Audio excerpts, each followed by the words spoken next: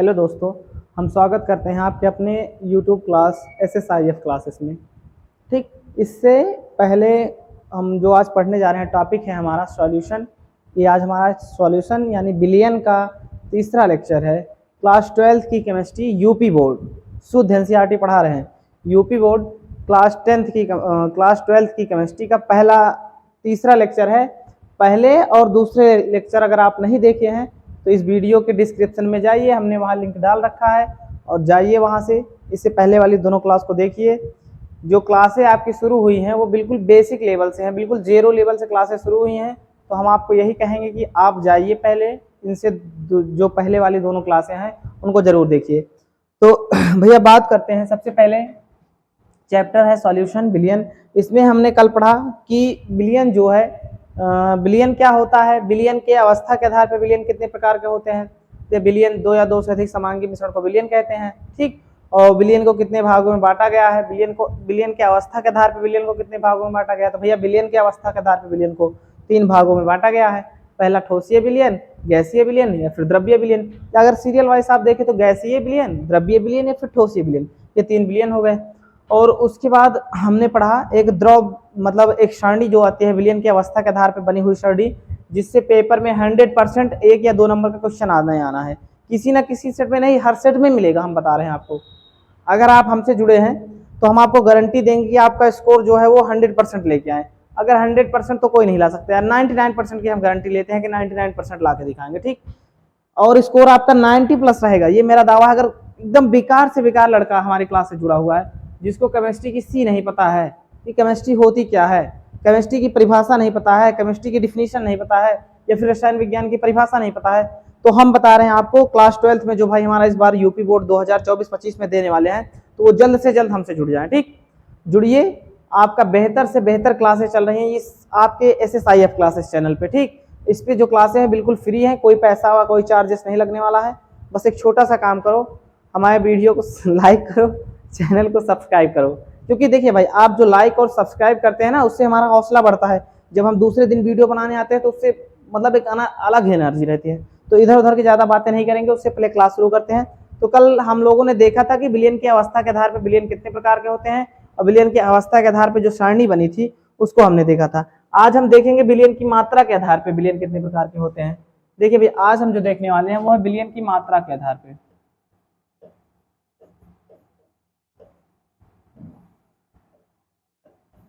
Billion की मात्रा के आधार पे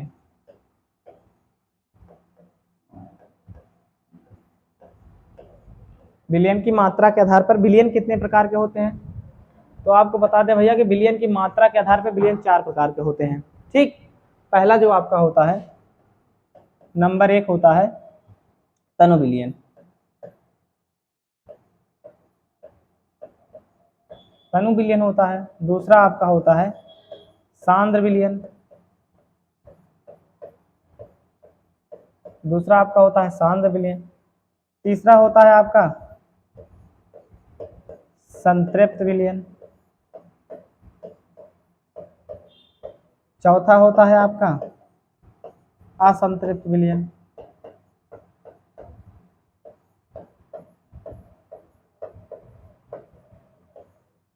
देखिए तनु विलयन, संतृप्त विलयन, असंतृप्त विलयन और सांद्र विलयन। ठीक,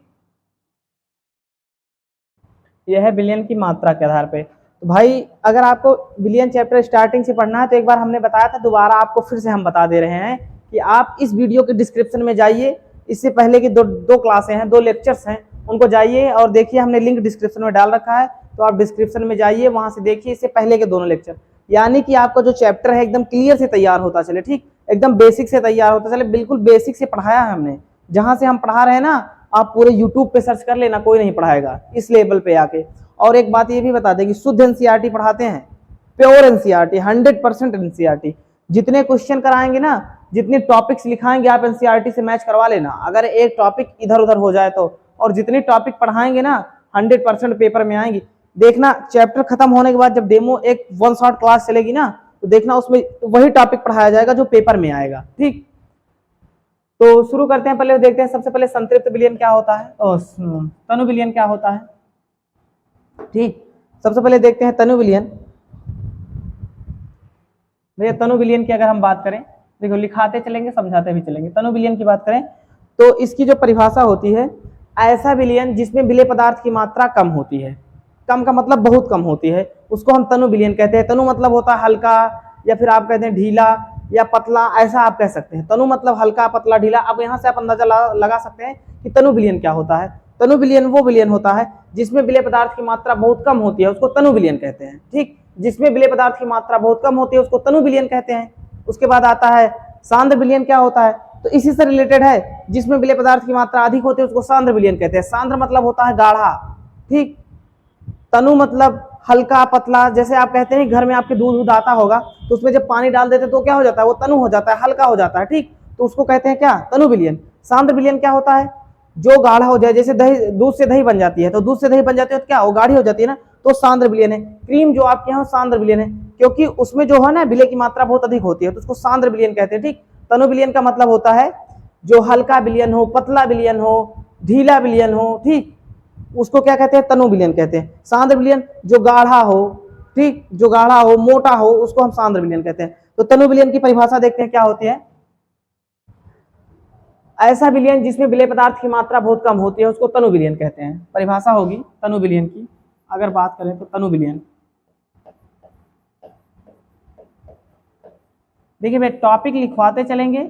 एक बात और आपको बता दें, अगर आपको क्लास की पीडीएफ चाहिए या बेहतर नोट्स चाहिए, कोई पैसा कोई चार्जेस नहीं लगेगा। ठीक, बेहतर नोट्स और हाथ से लिखी हुई खुद की नोट्स बनाई हुई है बेहतर तरीके से, तो अगर आपको चाहिए तो आप हमारे Telegram channel SSIF classes by Ankit sir, by Ankit sir, यहाँ जाइए, आप यहाँ पे जाइए, टेलीग्राम पे सर्च करिए SSIF classes by Ankit sir. हमारे टेलीग्राम चैनल से आप जुड़ जाइए, वहाँ पे आपको सारे क्लास के पीडीएफ्स भी मिल जाएंगे जो हम यहाँ परिभाषा लिखा रहे हैं, यानी कि आपको नोट्स बनाने में आराम हो जाएगा। और अगर आपको नोट्स भी चाहिए ना तो वहाँ नोट्स चैप्टर वाइज नोट्स मिल जाएंगे, बिल्कुल बेहतर तरीके से लिखी हुई नोट्स मिलेगी। तो इस चैनल से आप जाकर जुड़ जाइए, टेलीग्राम चैनल है भैया। और अगर आपको कोई दिक्कत आती है तो आप इस नंबर पर कॉन्टैक्ट भी कर सकते हैं। अगर आपको कोई भी दिक्कत है, कोई भी डाउट पूछना है तो आप इस नंबर से कांटेक्ट कर सकते हैं। ठीक, इस नंबर से आप कांटेक्ट कर सकते हैं या फिर इस चैनल से ज्वाइन हो जाइए, आपको बेहतर तरीके से बेहतर ढंग से नोट्स यहाँ मिलेंगे।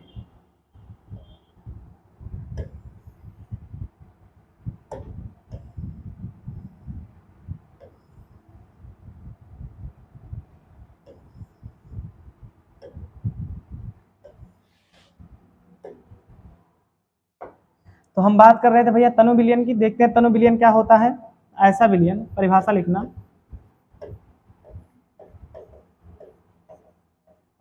ऐसा विलयन जिसमें विलेय पदार्थ की मात्रा कम होती है, विलेय की मात्रा कम, क्या बहुत कम होती है, विलेय की मात्रा बहुत कम होती है। देखिए भैया तनु विलयन क्या है, ऐसा विलयन जिसमें विलेय पदार्थ की मात्रा बहुत कम होती है उसको हम तनु विलयन कहते हैं। ठीक, तनु विलयन के उदाहरण दे रहे हैं आपको। जैसे हमने कल बताया था आपको, पानी प्लस नमक का मिश्रण, ये कैसा विलयन होगा भैया, ये आपका क्या होगा, मतलब एक सिस्टमेटिक तरीके से बनाया जाए। ये नहीं कि आप उसमें पानी में नमक भाग दें बिल्कुल, मतलब बहुत ढेर सारा डाल दें, या इकट्ठा ले आए, एक गिलास पानी रहे आप उसमें 2 किलो नमक ही डाल दें, तो वो विलयन नहीं, वो फिर वो बेकार हो जाएगा, आपका आपके नियम को नहीं फॉलो करेगा। जो विलयन चैप्टर कहता है कि 2 या 2 से अधिक समांगी मिश्रण को विलयन कहते हैं, उस नियम को भी नहीं फॉलो करेगा। तो जैसे पानी प्लस नमक का मिश्रण, ये कैसा विलयन होता है, तनु विलयन होता है, हल्का होता है। जब आप ये देखिए तनु विलयन आपको इसलिए बता रहे हैं, जब आप ऑर्गेनिक केमिस्ट्री पढ़ेंगे ना, कार्बनिक केमिस्ट्री पढ़ेंगे, ठीक, ऑर्गेनिक नहीं कार्बनिक केमिस्ट्री पढ़ेंगे, जब कार्बनिक रसायन आप पढ़ेंगे तो वहां पे जितनी अभिक्रियाएं होती हैं बिना तनु किए होती नहीं, बिना सांद्र किए, बिना तनु किए होती ही नहीं। तो इसलिए आपको बता रहे हैं, किसी किसी को हल्का करना पड़ता है, किसी किसी को गाढ़ा करना पड़ता है, तो इसलिए तनु जानना आपको जरूरी है।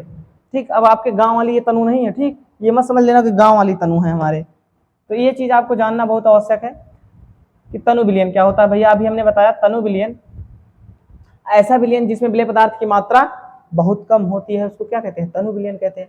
उसी प्रकार से अगर सांद्र विलयन की बात करें, आपका पहला हो गया ये आपका पहला हो गया। अब दूसरे की बात करें सांद्र विलयन की, कि सांद्र विलयन क्या होता है।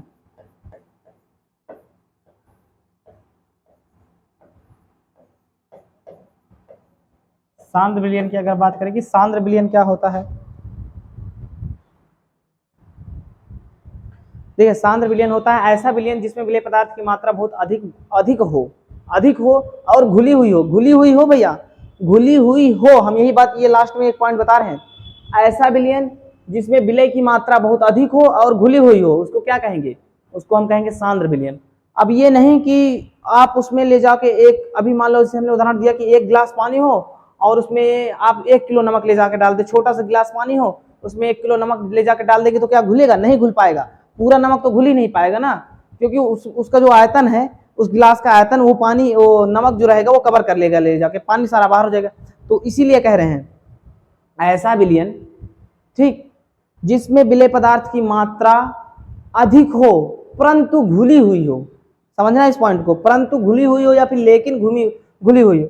इसके जस्ट विपरीत है, इसमें ऐसा विलयन जिसमें विलय पदार्थ की मात्रा बहुत कम होती है, और ये होता है ऐसा विलयन जिसमें विलय पदार्थ की मात्रा अधिक होती है लेकिन घुली हुई होती है। ठीक, देखो इसकी परिभाषा जो है,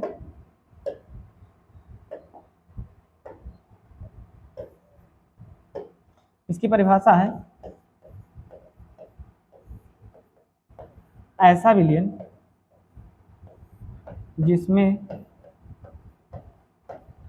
विलय की मात्रा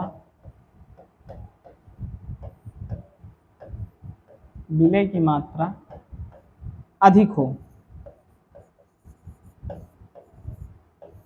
क्या हो भैया, अधिक हो, लेकिन बात कर रहा है, लेकिन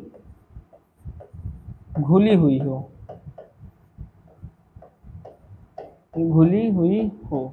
ठीक, देखिए सांद्र विलयन क्या होता है, ऐसा विलयन जिसमें विलय की मात्रा अधिक हो लेकिन घुली हुई होना चाहिए, तभी है सांद्र विलयन।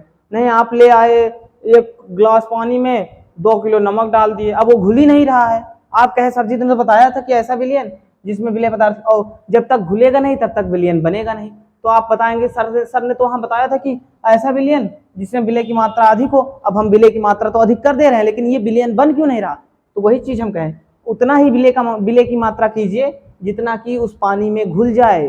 ठीक, जो आप लें, जिस चीज को लें उसमें उतना ही विलयन की मात्रा कीजिए जितना कि घुल जाए। ठीक, अब ऐसा तो नहीं अगर आप सांद्र विलयन बना रहे हैं तो आप पूरा गिलास भर लेंगे पानी, उसके ऊपर थोड़ा सा डालेंगे तो वो सांद्र नहीं, वो तो आपका डाइल्यूट बन जाएगा, वो तो आपका तनु विलयन बन जाएगा। ठीक, देखिए इसको इंग्लिश में कहते हैं डाइल्यूट, इसको कहते हैं कंसंट्रेट। कंसंट्रेट का मतलब समझते हैं ना, कंसंट्रेट मतलब एकदम सटीक तरीके से, जैसे कहते नहीं क्लास में कि आप कंसंट्रेट होके पढ़ो भैया, उसी तरीके से कंसंट्रेट मतलब एकदम चिपके हुए गाढ़ा टाइप से। क्रीम व्रीम देखा ना, क्रीम जो होती है, क्रीम जो आती है वो क्या है, जेल आती है, जेल सबसे अच्छा उदाहरण तो जेल का है। ये सब कैसे विलयन है, ये सब सांद्र विलयन होते हैं। ठीक, अभी हमने बताया शरबत खूब ठंडियों में चल रहा है इस टाइम पे, गर्मियों में, सॉरी यार ठंडी की बात कर रहे हैं, शरबत, ये कैसा विलयन है, ये तनु विलयन है। ठीक, तो आप लोग परिभाषा याद रखेंगे, सांद्र विलयन की क्या होती है, ऐसा विलयन जिसमें विलय की मात्रा अधिक हो लेकिन घुली हुई हो। ठीक, उसके बाद हम बात करते हैं संतृप्त विलयन की। देखो पहले आप लोग इसका एक स्क्रीनशॉट निकाल लो, इसका स्क्रीनशॉट निकाल लो, फिर आगे बढ़ते हैं। स्क्रीनशॉट निकाल लिए होंगे। अब बात करते हैं संतृप्त विलयन की, संतृप्त विलयन क्या होता है, तीसरा हमारा जो है वो है संतृप्त विलयन। कैसा विलयन भैया, संतृप्त विलयन।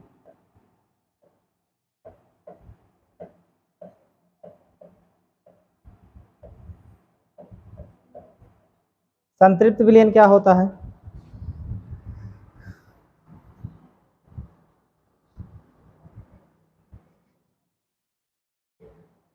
देखिए भैया संतृप्त विलयन जो होता है, किसी विलयन में, इसकी परिभाषा है, किसी विलयन में विलय की मात्रा अधिक हो, विलय की मात्रा अधिक हो विलय की मात्रा अधिक हो परंतु परंतु परंतु एक निश्चित ताप पर, एक निश्चित ताप पर 100 ग्राम विलायक में घुल जाए।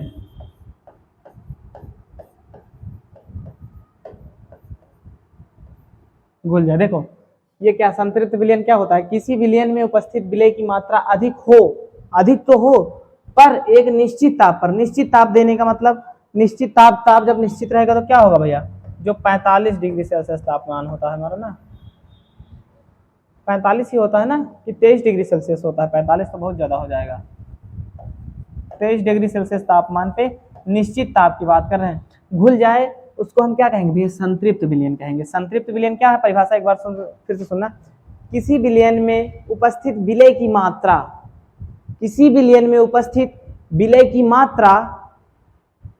की मात्रा प्रति 100 ग्राम विलयन में एक निश्चित ताप पर, नहीं प्रति 100 ग्राम विलायक में एक निश्चित ताप पर क्या हो जाए भैया, घुल जाए। देखो किसी विलयन में उपस्थित, किसी विलयन में विलय की मात्रा अधिक हो पर एक निश्चित ताप पर 100 ग्राम विलायक में घुल जाए, 100 ग्राम विलायक में घुल जाए, तो उस तरीके के बने विलयन क्या कहेंगे, संतृप्त विलयन। मतलब इसमें ताप देना पड़ेगा, थोड़ा बहुत ताप तो देना पड़ेगा तब ये घुलेगी, लेकिन 100 ग्राम विलायक में एक निश्चित ताप पर घुल जाए तो उसको हम कहेंगे संतृप्त विलयन। इसी प्रकार से आता है एक असंतृप्त विलयन। क्या आता है भैया, एक आता है असंतृप्त विलयन। कमेंट करके बताना भाई कि जो पढ़ा रहे हैं समझ में आ रहा है या फिर अपनी लैंग्वेज और बदल। अभी देखिए अभी तो हमने शुरू ही नहीं किया, अभी इससे मतलब ऐसी लैंग्वेज में पढ़ा देंगे, अगर इस तरीके से नहीं समझ में आ रहा है, अगर आप कमेंट करके बता रहे हो कि सर हमारे समझ में नहीं आ रहा है, तो इससे भी बेहतर लैंग्वेज है यार, उसमें हम पढ़ा देंगे आपको बिल्कुल। उसमें तो कोई ऐसा प्राणी है ही नहीं, दुनिया की बात कर रहे हैं जिसको ना समझ में आ जाए, लेकिन वो तरीका थोड़ा अलग है। हम सोच रहे हैं इस वाले में आप समझ जाए तो ज्यादा से ज्यादा अच्छा रहेगा, ठीक, बहुत बढ़िया रहेगा। इसमें आप कोशिश करिए कि इसमें समझने की कोशिश करिए। और भाई को बता दे जिसको इन सब चीजें नहीं समझ में आ रही, नहीं लग रही, तो इससे पहले वाला वीडियो आप जरूर देखिएगा, जिसके लिंक हमने डिस्क्रिप्शन में डाल रखा है। इससे पहले के 2 लेक्चर हैं, इस क्लास शुरू होने से पहले के 2 लेक्चर, उस 2 क्लास को आप जरूर देखिए, तभी ये समझ में आएगा। वैसे तो हम समझा देंगे, यहाँ दिक्कत नहीं है, लेकिन अगर वहां से आप देखते हैं तो आपकी बेस मजबूत, जब आपका बेस मजबूत रहेगा तो आपको कोई दिक्कत नहीं होगी, ठीक। अब बात करते हैं संतृप्त विलयन की। तो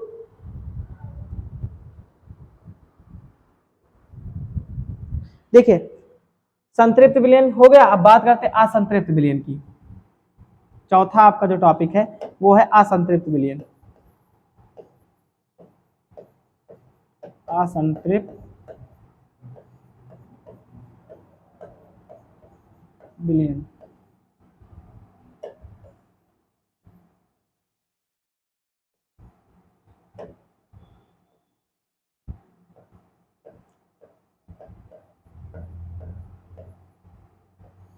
असंतृप्त विलयन, ये आपका चौथा टॉपिक है, चौथी एक्सरसाइज है असंतृप्त विलयन। अब देखते हैं असंतृप्त विलयन क्या होता है।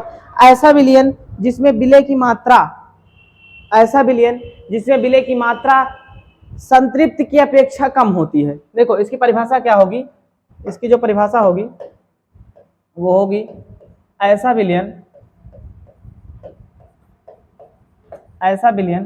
जिसमें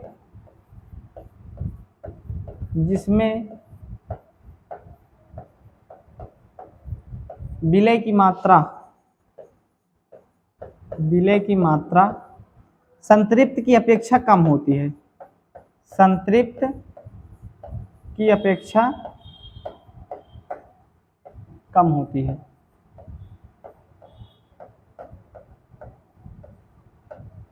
देखिए असंतृप्त विलयन क्या होता है, ऐसा विलयन जिसमें विलय की मात्रा संतृप्त की अपेक्षा कम होती है, उसको हम असंतृप्त विलयन कहते हैं। देखिए भाई एक बार स्टार्टिंग से समझ लेते हैं सब कुछ। सबसे पहले हमने पढ़ा कि विलयन के मात्रा के आधार पे, मतलब मात्रा के आधार पर विलयन कितने प्रकार के होते हैं। तो हमने बताया कि विलयन की मात्रा के आधार पर विलयन जो होता है वो 4 प्रकार का होता है। एक होता है तनु विलयन, एक होता है सांद्र विलयन, एक होता है संतृप्त विलयन, एक होता है असंतृप्त विलयन। तो बात किया हमने सबसे पहले तनु विलयन क्या होता है। तनु विलयन ऐसा विलयन जिसमें विलय की मात्रा बहुत कम होती है उसको तनु विलयन कहते हैं। ठीक, उसके बाद बात करते हैं सांद्र विलयन की। तो सांद्र विलयन ऐसा विलयन जिसमें विलय की मात्रा बहुत अधिक हो, मतलब अधिक, बहुत अधिक नहीं, अधिक हो, उसको हम सांद्र विलयन कहते हैं। फिर बात आते हैं संतृप्त विलयन की। संतृप्त विलयन क्या होता है? ऐसा विलयन जिसमें विलय की मात्रा अधिक तो हो लेकिन एक निश्चित ताप देने पर क्या हो, 100 ग्राम विलायक में घुल जाए, तो उसको हम क्या कहेंगे? संतृप्त विलयन। फिर असंतृप्त की बात आई तो ऐसा विलयन जिसमें विलय की मात्रा संतृप्त की अपेक्षा कम होती है उसको हम असंतृप्त विलयन कहते हैं। उसके बाद बात आती है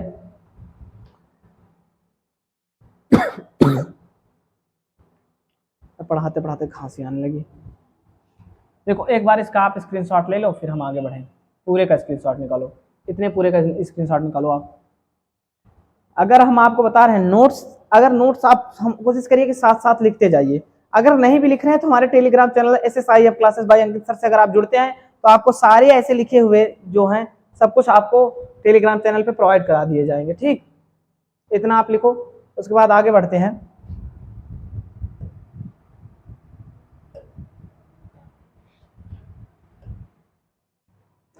उसके बाद बात करते हैं कि विलयन की मात्रा के आधार पे तो हमने देख लिया कि विलयन कितने प्रकार के होते हैं।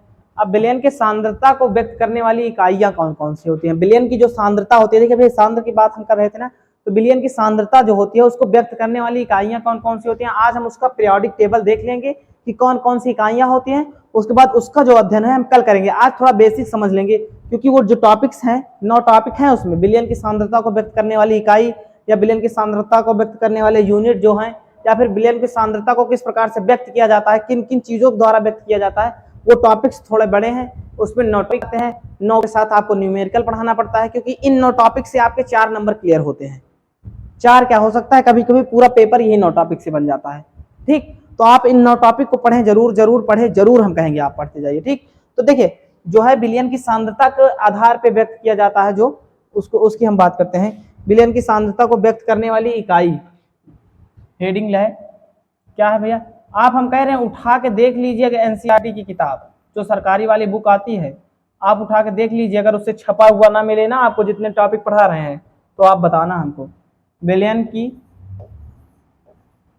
सांद्रता को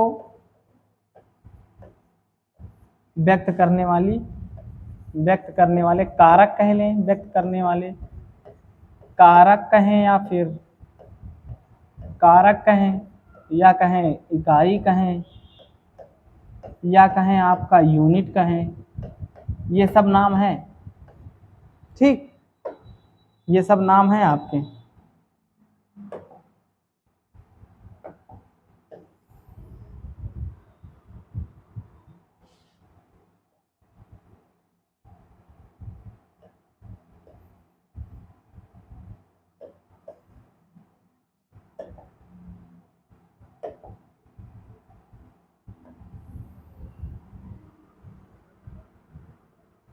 ठीक, विलयन की सांद्रता को व्यक्त करने वाले कारक या फिर इकाई या फिर यूनिट कौन कौन से होते हैं, आज उनके बारे में हम पहले समझेंगे कि कौन कौन से होते हैं। ठीक, जो सबसे ये होते हैं भैया आपके जो ये 9 प्रकार के होते हैं। कितने प्रकार के होते हैं? ये आपके 9 प्रकार के होते हैं।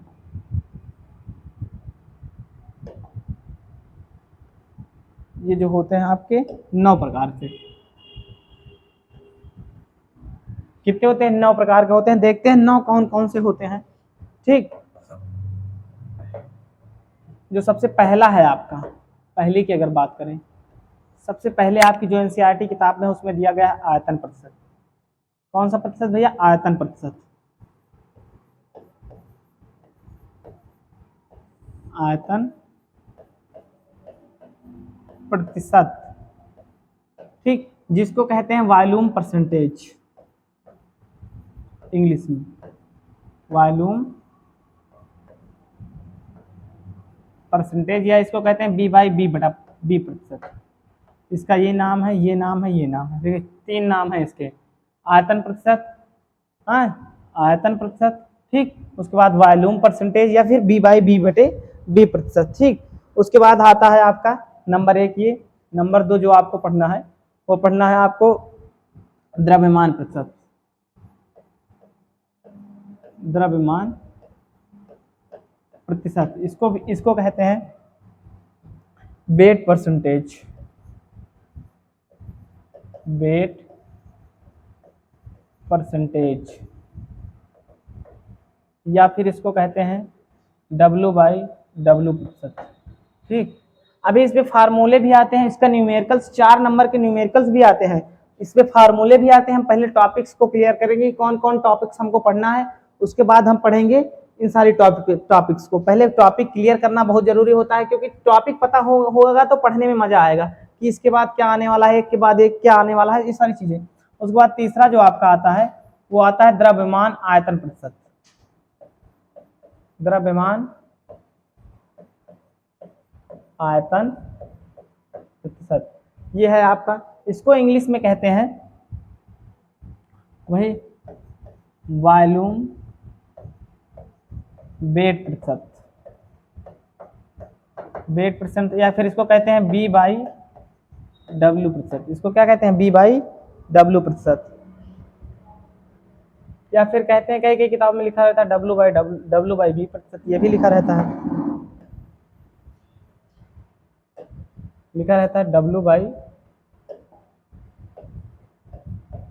प्रतिशत। देखिए इंग्लिश भी आप याद करते चलेंगे तो ज्यादा अच्छा रहेगा। देखिए पहला है आपका आयतन प्रतिशत, जिसको इंग्लिश में कहते हैं वॉल्यूम परसेंटेज, या फिर कहते हैं B/B प्रतिशत। फिर उसके बाद आपका है द्रव्यमान प्रतिशत, जिसको कहते हैं वेट परसेंटेज, या फिर है W/W प्रतिशत। ठीक, फिर द्रव्यमान आयतन प्रतिशत होता है आपका। ठीक, द्रव्यमान आयतन प्रतिशत जिसको कहते हैं वॉल्यूम वेट प्रतिशत, या फिर B/W प्रतिशत। ठीक, उसके बाद आपका चौथा जो आता है, चौथा आपका आता है मोलरता। मोलरता से एग्जामिनर को क्वेश्चन बहुत ही पसंद है भैया, मोलरता। ठीक, इसको कहते हैं इंग्लिश में मोलरिटी, मोलरिटी। इसको बड़े यम से प्रदर्शित करते हैं। ठीक,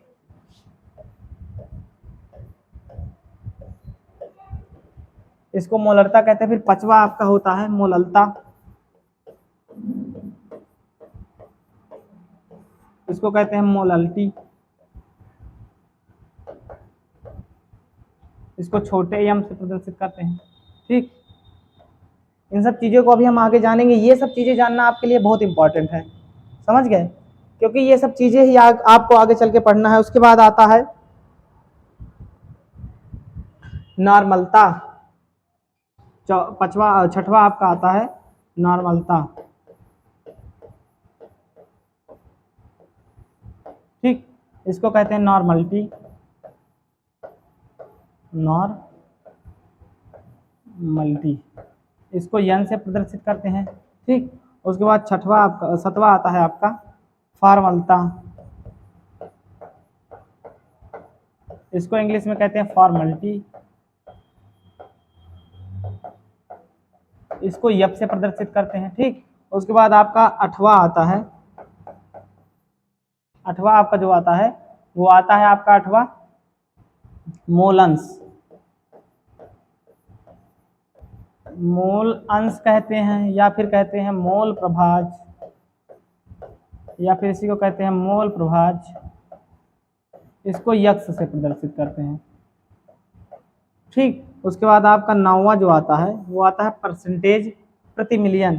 ठीक, ये होता है प्रति, ठीक, ये होता है आपका पार्ट्स प्रति मिलियन होता है आपका। क्या होता है भैया? पार्ट्स प्रति मिलियन।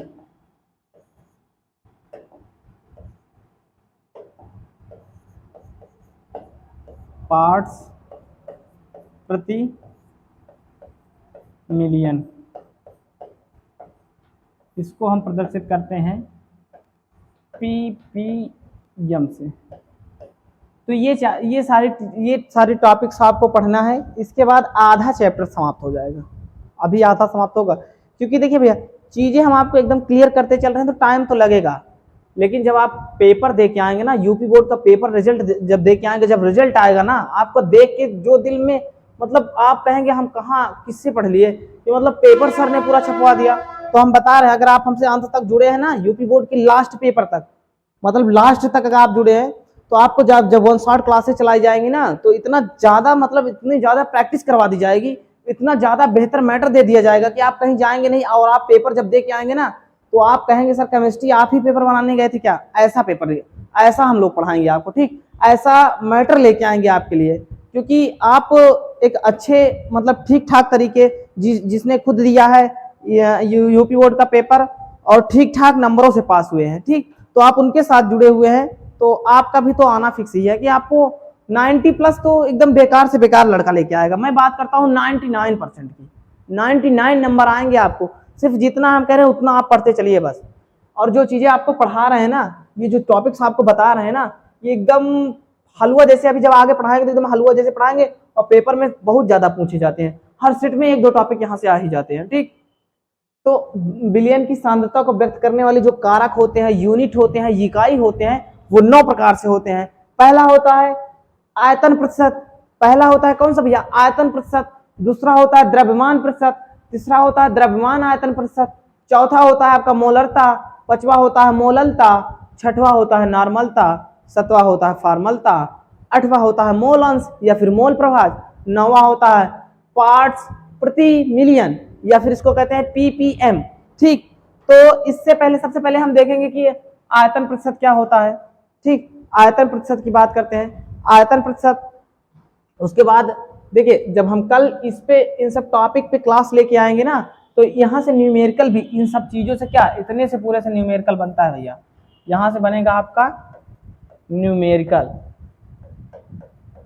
वो भी कितने नंबर का बनेगा? 4 नंबर का पूरा न्यूमेरिकल बनेगा। यहाँ से देखिए, हम साथ साथ टॉपिक के साथ साथ बताते भी चल रहे हैं कि कितना नंबर कहाँ से आता है, क्यों? हाँ, यहाँ से न्यूमेरिकल बनेगा 4 नंबर का, तो आपको मिस नहीं करना है, कल की क्लास में जरूर आना है आपको, क्योंकि जब हम यहाँ से पढ़ाएंगे इन सब चीजों को, तो इनके लिए देखिए टाइम लगेगा इन सब चीजों में, क्योंकि इनके साथ साथ हम न्यूमेरिकल भी सॉल्व कराते चलेंगे, तो आपको पढ़ने में भी मजा आएगा, ठीक। तो सबसे पहले 1-2 हेडिंग देख लेते हैं कि आयतन प्रतिशत क्या होता है, द्रव्यमान आयतन प्रतिशत क्या होता है। देखिए, आयतन प्रतिशत जो होता है, सबसे पहले बात करते हैं आयतन प्रतिशत की। पहला है आपका, पहला हेडिंग है आयतन प्रतिशत।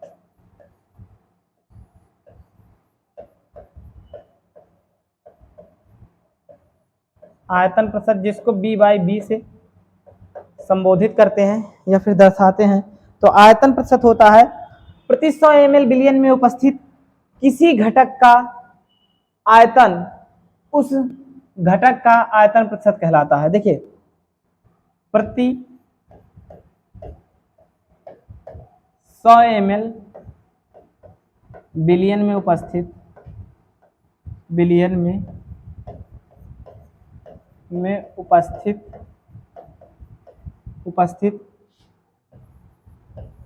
किसी घटक का, हम किसी घटक की बात कर रहे हैं भैया, किसी घटक का आयतन, उसका आयतन प्रतिशत कहलाता है। आयतन प्रतिशत कहलाता है। देखिए, परिभाषा है आयतन प्रतिशत की कि आयतन प्रतिशत क्या होता है? प्रति 100 ml बिलियन में उपस्थित, आयतन की बात कर रहा है तो मतलब वॉल्यूम है, तो आयतन में आना है, ठीक। प्रति 100 ml बिलियन में उपस्थित किसी घटक का आयतन, उसका आयतन प्रतिशत कहलाता है। अब बात कर रहा है यहाँ घटक की भैया। देखो, एक बार पहले आप इसका स्क्रीनशॉट निकाल लें, बहुत जरूरी है इसका स्क्रीनशॉट, पूरे का आप स्क्रीनशॉट निकाल लें इस पूरे का, तो हम आगे बढ़ें, क्योंकि यही 9 चीज आपको पढ़ना है। इतना पढ़ने के बाद आपके 4 नंबर पक्के होने वाले हैं। इसका स्क्रीनशॉट ले लीजिए, उसके बाद अब आगे बढ़ते हैं।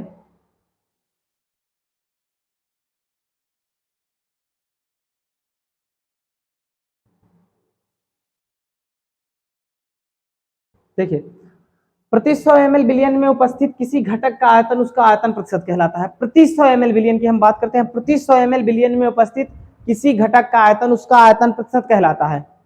अब क्या बात कर रहा है? प्रति 100 ml। अब बात कर रहा है भैया घटक, किसी घटक, घटक क्या है?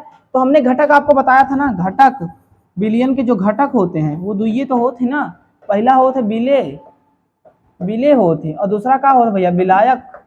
पहला बिले, दूसरा क्या होता है आपका? विलायक होता है, जिसको हम, इसको हम घटक को क्या कहते हैं? A+B या फिर AB कहते हैं। बिले को हम ए से दर्शाते हैं, विलायक को हम B से दर्शाते हैं, दोनों मिल जाता है तो क्या बनता है भैया?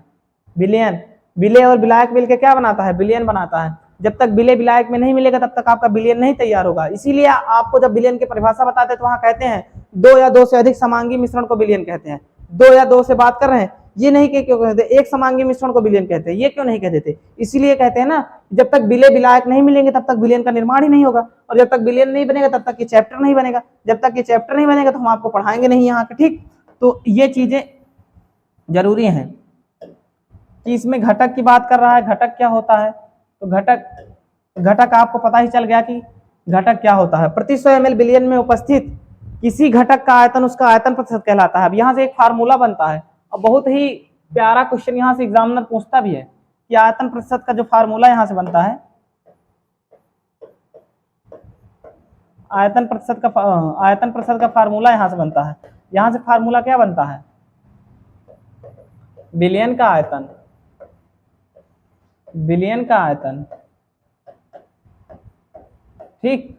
उसके बाद किसी एक घटक का आयतन, किसी एक घटक का आयतन, वो भी किसमें भैया? ml में इंटू 100। किसी एक घटक का मतलब आप समझ सकते हैं, या तो फिर विलेय होगा, घटक की बात कर रहा है, या तो विलेय होगा या फिर विलायक होगा, या तो विलेय या तो विलायक, दो में से एक होंगे।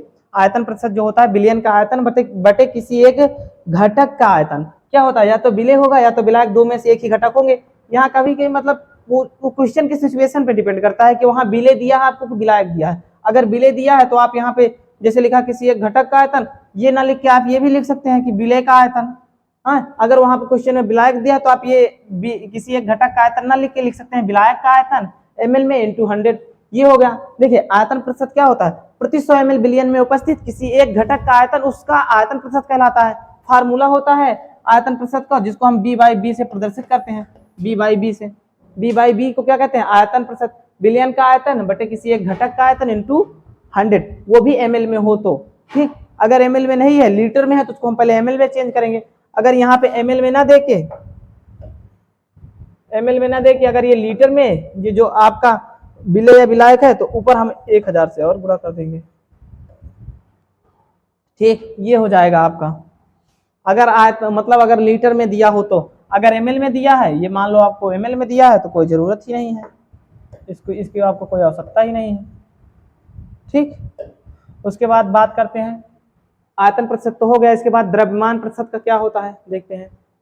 ठीक है, 2-3 हेडिंग देखेंगे। उसके बाद इस पे जब हम कल लेके आएंगे, जब आपको कल एक बेहतर मैटर तैयार करके ले आएंगे इसके न्यूमेरिकल्स हेडिंग के साथ साथ, जिससे हम जैसे हम मान लो आयतन प्रतिशत पढ़ाया तो उसका हम आपको पहले एक न्यूमेरिकल सॉल्व करा देंगे, यानी कि आपको डेरिवेशन समझ में आ जाए, मतलब ये जो क्वेश्चन है इसका जो फार्मूला है वो आपके समझ में आ जाए। अगर आप यहाँ से भी बनाना चाहते हैं ना इसकी डिफिनेशन, अगर आपको फार्मूला याद है तो आप डिफिनेशन बना सकते हैं।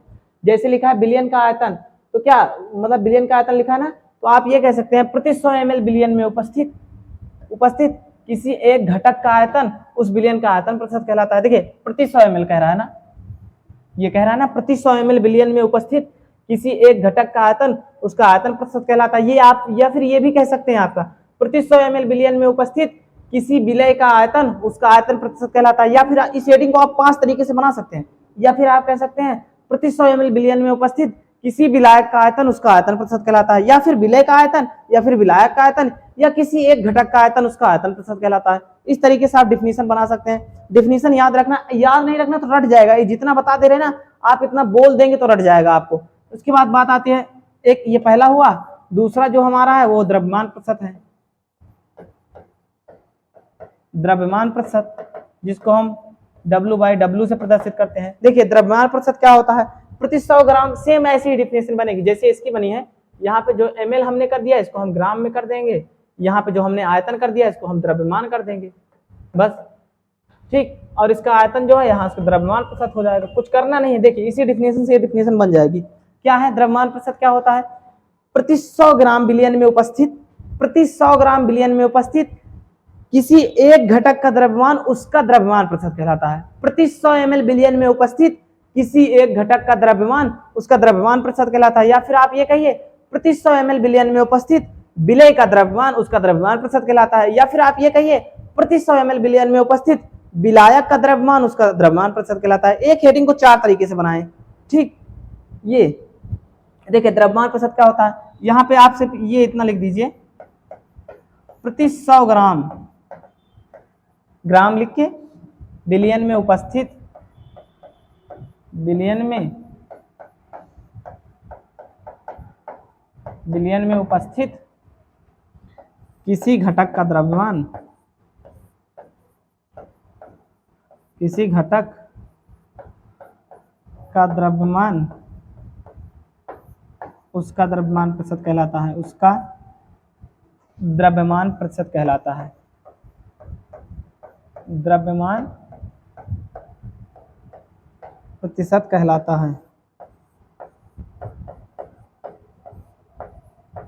है, देखिए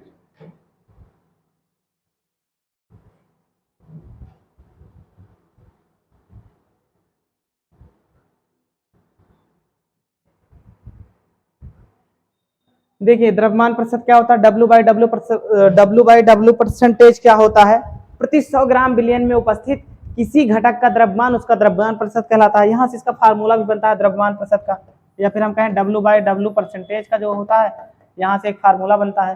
क्या फार्मूला बनता है, बिलियन का द्रव्यमान, बिलियन का द्रव्यमान बटे किसी घटक का द्रव्यमान, किसी घटक का द्रव्यमान इंटू 100, लेकिन ग्राम में दिया हो। अगर ये ग्राम में ना दे के किस में दिया हो, ये ग्राम में दे के ना दिया हो, किलो केजी में दिया गया हो, तो आप यहाँ से 100 से इंटू कर देंगे, बस 1000 से बस। अगर ये केजी में नहीं दिया है तो इसको हटाइए, ये W बाई डब्ल्यू प्रतिशत क्या होता है, द्रव्यमान परसेंटेज क्या होता है, बिलियन का द्रव्यमान बटे किसी एक घटक। अब घटक की बात कर रहे हैं तो आपको पता है घटक 2 ही होते हैं भैया, 2 घटक होते हैं, या तो विलेय होता है या तो विलायक होता है, या तो विलेय या तो विलायक, 2 ही घटक होते हैं बिलियन के। तो 2 में से एक, जैसे यहाँ पे अब विलेय दे दिया, तो मान लो विलेय की वहां मात्रा दिया है क्वेश्चन में, तो पूछ लेगा बिलियन का, तो फार्मूला बन जाएगा विलेय का द्रव्यमान, ऊपर रहेगा बिलियन का द्रव्यमान, नीचे रहेगा विलेय का द्रव्यमान। अगर विलायक की मात्रा वहां दी गई है तो विलायक का द्रव्यमान, ऊपर रहेगा बिलियन का द्रव्यमान, नीचे रहेगा विलायक का द्रव्यमान। तो यहीं से फार्मूला बनता है। देखिए आज ये 2 हेडिंग देखेंगे, उसके बाद हम मिलेंगे आपको नेक्स्ट क्लास में। जब नेक्स्ट क्लास में हम आएंगे तो आपको बता दें न्यूमेरिकल के साथ आएंगे, जितने क्वेश्चन लगवाएंगे, जितनी परिभाषा बताएंगे उसके साथ एक न्यूमेरिकल, जितनी हेडिंग बताए हैं ना सब में न्यूमेरिकल्स हैं। और यहाँ से 4 नंबर का क्वेश्चन 100% आता है न्यूमेरिकल में, 2 से 3 नंबर का न्यूमेरिकल आता है, 1 या 2 नंबर की परिभाषा पूछता है यहाँ से, ठीक। तो यहाँ से जो है आयतन प्रतिशत की अगर बात करते हैं, एक बार फिर से देख लेते हैं आयतन प्रतिशत क्या होता है, प्रति 100 ml बिलियन में उपस्थित, प्रति 100 ml बिलियन में उपस्थित किसी घटक का आयतन उसका आयतन प्रतिशत कहलाता है, ये आयतन प्रतिशत हो गया। द्रव्यमान प्रतिशत क्या हो गया आपका, प्रति 100 ग्राम बिलियन में उपस्थित किसी घटक का द्रव्यमान उसका द्रव्यमान प्रतिशत कहलाता है। फार्मूला क्या होता है आयतन प्रतिशत का, जिसको हम B बाई बी से प्रदर्शित करते हैं, ठीक, B बाई बी से प्रदर्शित करते हैं। देखिए आयतन प्रतिशत का फार्मूला होता है बिलियन का आयतन अपान किसी घटक का आयतन, वो भी ml में इंटू 100, ठीक। उसके बाद ये है W by W percentage, billion का द्रव्यमान बटे किसी घटक का द्रव्यमान, ठीक। तो उम्मीद करते हैं ये चीजें आपको समझ में आ गई होंगी। जो नहीं समझ में आई होंगी कल की क्लास में वो एकदम क्लियर हो जाएंगी, क्योंकि कल की क्लास जो है वो हम उसके साथ न्यूमेरिकल भी आपको सॉल्व कराने वाले हैं। और आपको अभी भी बता दें, अगर इस क्लास का नोट्स, ये जो क्लास PDF है, अगर ये आपको चाहिए तो आप जाके ज्वाइन होइए हमारे टेलीग्राम चैनल हमारा क्या, SSIF क्लासेस टेलीग्राम चैनल पे जाइए, वहां पे क्लास की सारे PDFs आपको मिल जाएंगे बाई अंकित सर। और दोस्तों कमेंट करके जरूर बताना वीडियो आपको कैसा लगा, ठीक। कमेंट करके जरूर बताना कि वीडियो में अगर कहीं कमी भी है तो आप जरूर बताइए, और ये कमेंट करके जरूर बताना कि वीडियो